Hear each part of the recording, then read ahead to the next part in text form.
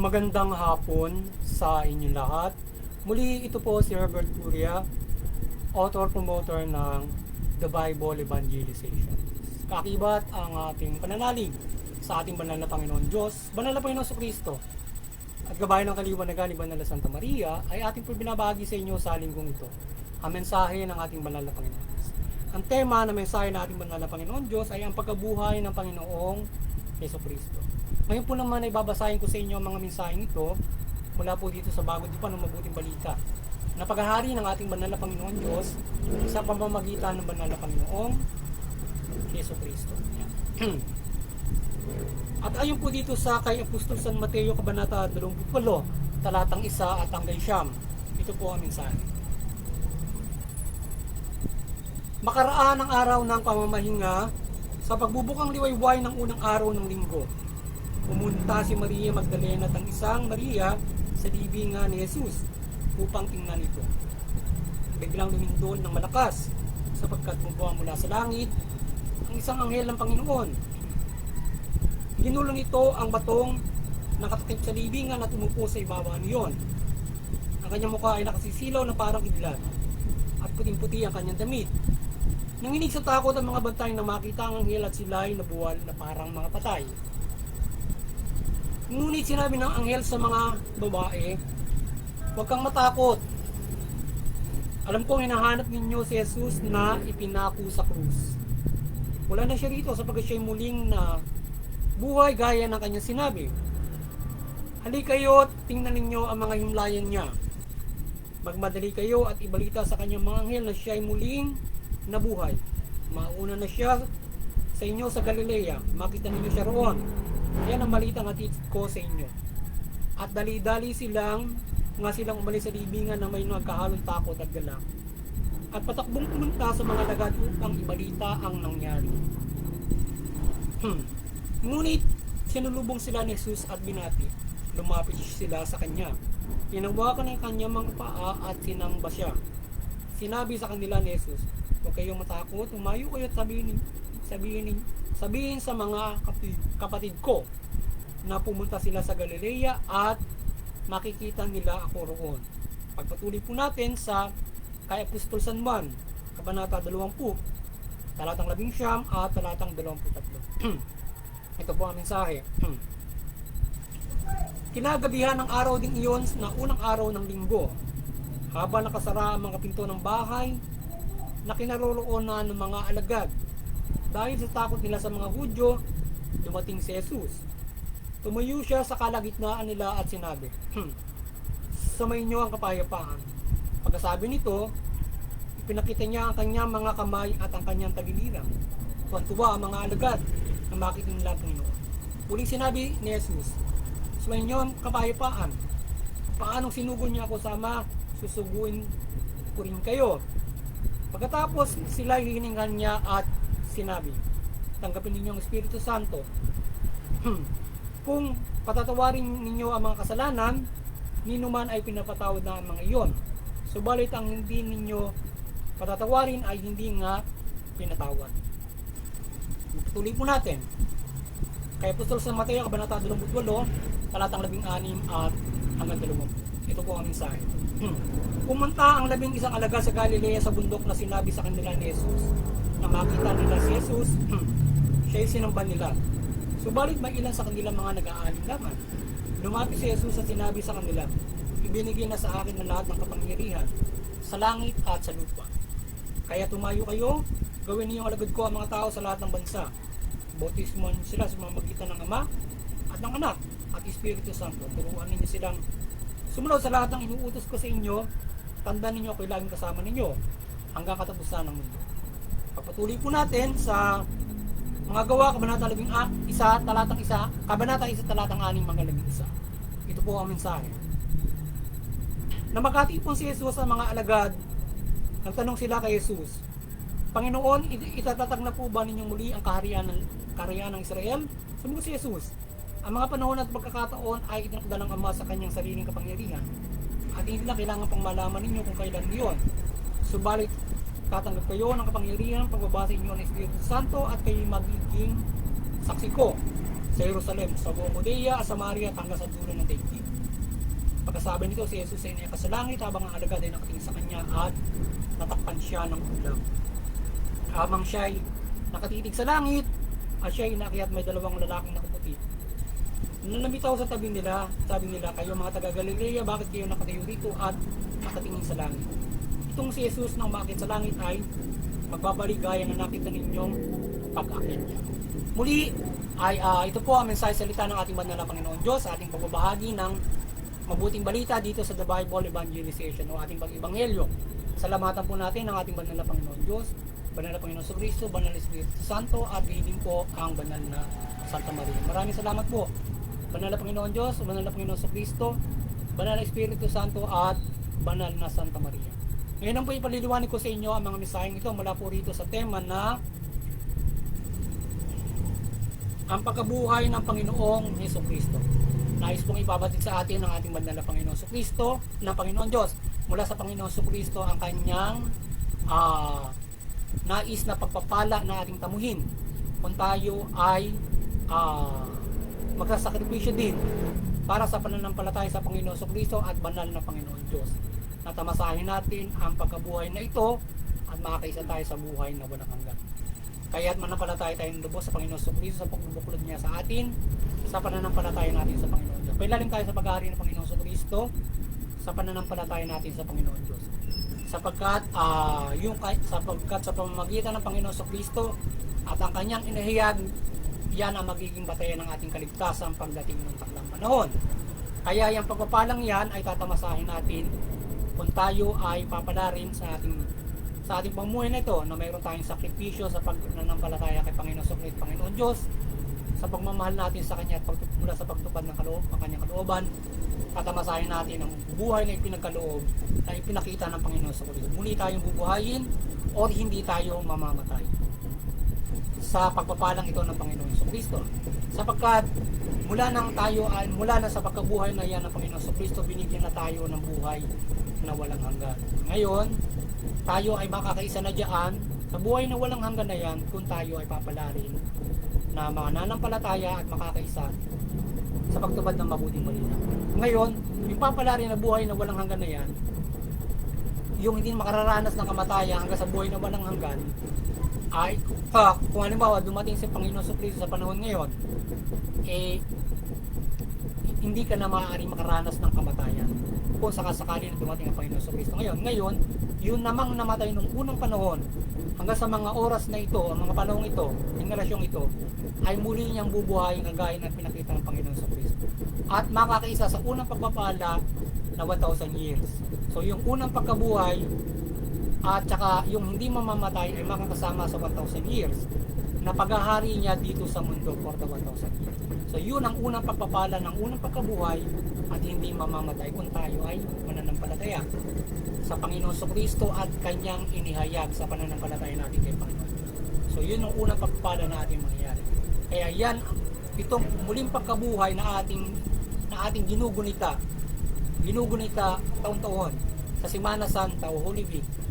Yan ay patuloy na ipinapakita at ating ibinuboost o ating patuloy na pinalilitag ang pananampalatayang yan para sa pagbibigay buhay sa atin at hindi tayo mamatay pagdating ng panahon o magkaroon tayo ng eternity kagaya na ipinakita ng Panginoon Jesucristo at hindi lamang yaan natin gugunitain yung Semana Santa o okasyon na yan para gunitain ang paghihirap na ito ng Panginoon Jesucristo, kundi yan ay lagi nakatatak sa atin sa pang-araw-araw nating pamumuhay na tayo ay pinagsakripisyuhan at binigyan ng buhay ng Panginoon Jesucristo, hindi lamang buhay kundi buhay na walang hanggan, kundi itong mga katawan natin ito ay may pagkakataon na buhay na walang hanggan. Kung dumating ang Panginoon Jesucristo ngayon, maaaring hindi ka mamatay, itatransform ka na lamang ng katawang panlangit, hindi ka na mamamatay. Yung sinasabi nila ng ibang mga reliyon na mga Kristiyano rin na ibang denomination na may rapture, nasabi ng rapture.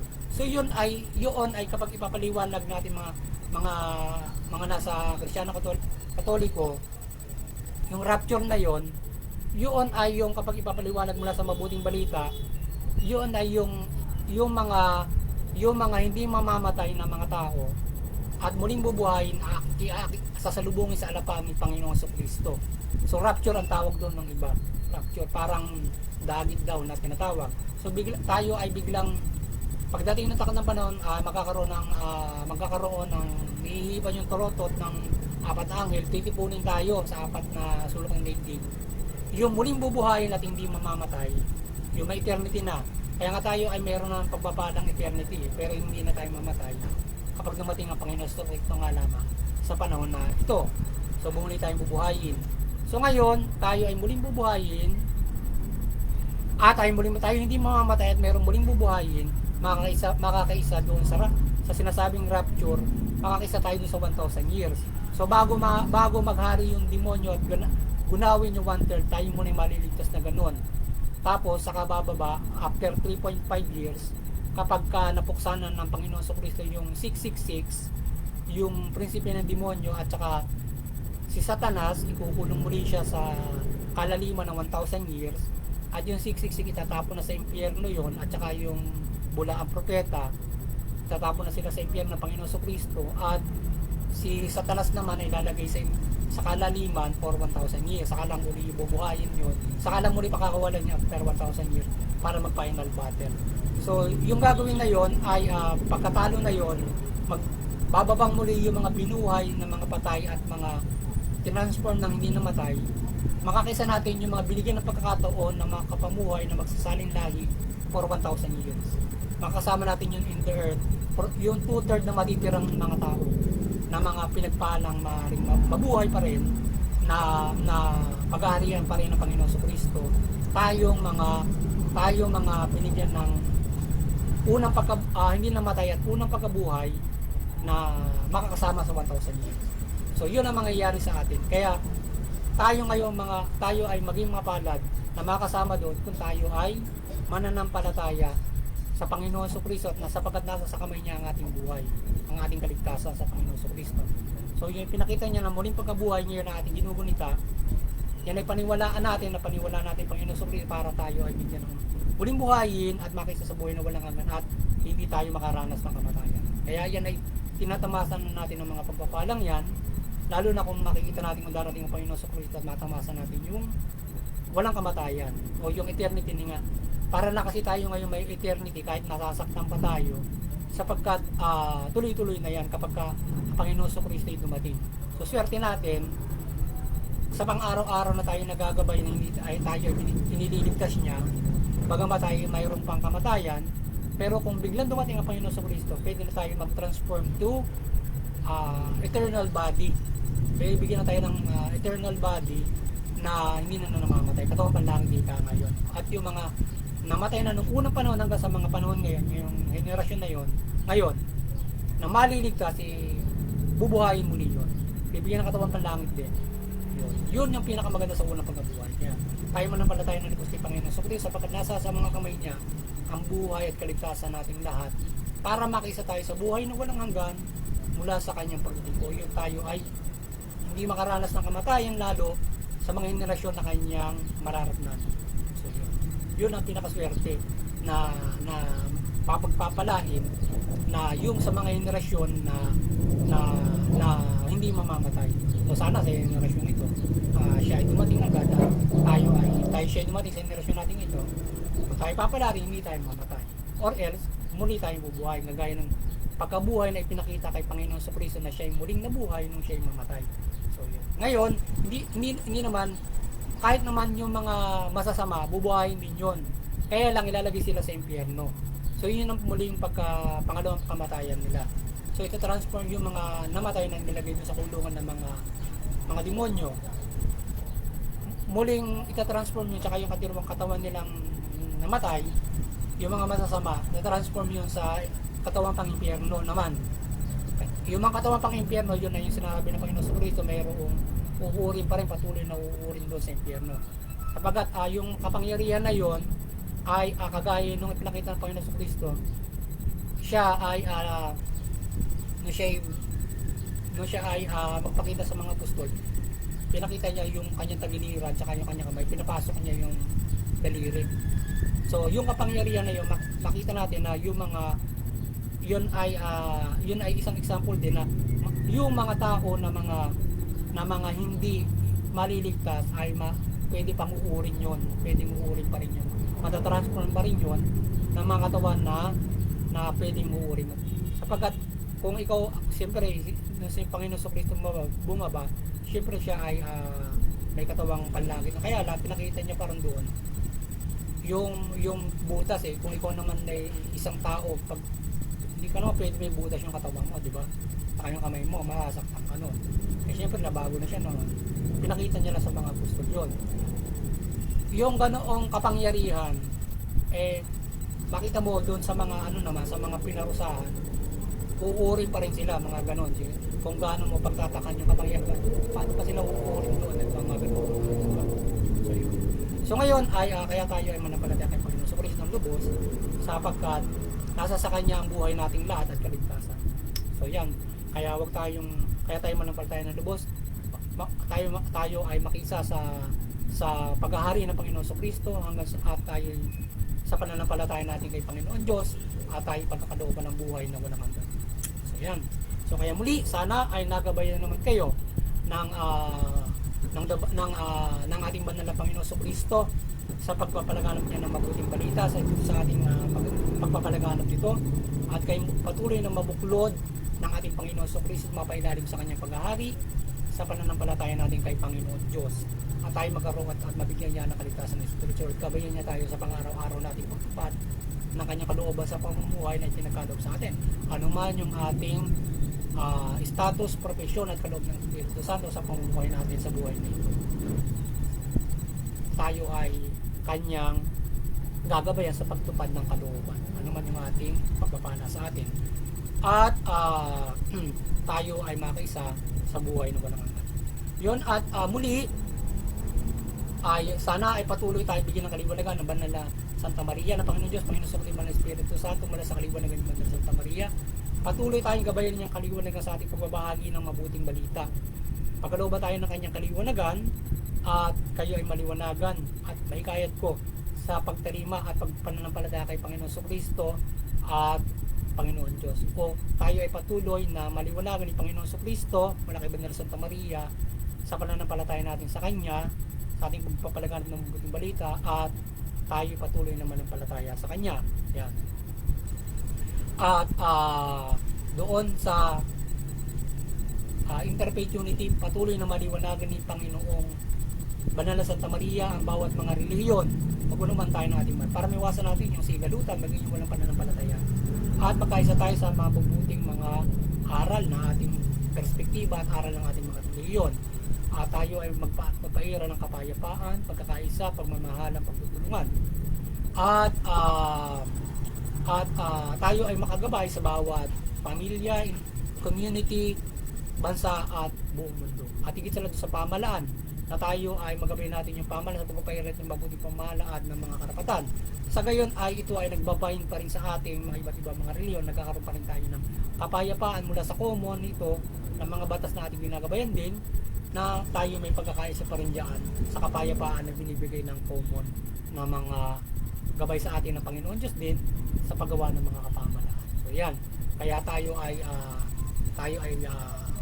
magkaisa sa ating mula sa gabay ng Banal na Santa Maria sa Interfaith Unity. Sa CBCP and Vatican Church, sana patuloy po kayong maliwanagan, Banal na Panginoon Diyos, Panginoon Kristo, Banal na Espiritu Santo, Banal na Santa Maria, at patuloy niyong pagpupuluin ang katauhan sa mananampalataya sa ating Panginoon Diyos, mga Panginoon Kristo, at sa ating munting kakayanan, patuloy tayong nananampalataya ng paggabay ng kaliwanagan ng Panginoon Diyos, Panginoon Kristo, Banal na Espiritu Santo, at ng Banal na Santa Maria. Sana patuloy niya tayong gabay ng kaliwanagan sa pagbabahagi ng mabuting balita, at lalong-lalo na sa mga kapamalaan. Gabayan tayo ng iba't iba niya ang pagmimilagro at kapangyarihan. At yung mga kapamalaan ay kayo ay magabayan ng kaliwanagan ni Banal na Santa Maria, mabuting balita, at mamahala kayo ng mabuting matuwid. Tugunin yung karapatan ng tao, batas ng justisya. Sa gayo makikinabang ang inyong mamamayan, at sila ay makapamumuhay ng mapayapa, maunlad ayon sa karapatan, at higit sa lahat makakapanampalataya sila ng lubos sa ating banal na Panginoon Diyos, mula Panginoon sa Kristo at mabuting balita. Yan. Muli, sana patuloy tayong pagpalain at protektahan ng Panginoon Diyos mula Panginoon sa Kristo at Espiritu Santo at sama-sama tayong mamuyay sa mabuting balita. At ating hinikayat ang lahat ng mga bansa, ang lahat ng mga tao at lahat ng mga bansa na ating pasalamatan at papurihan palagi ang ating Panginoon Diyos mula Panginoon Jesucristo. Magandang hapon sa inyo lahat at God bless you.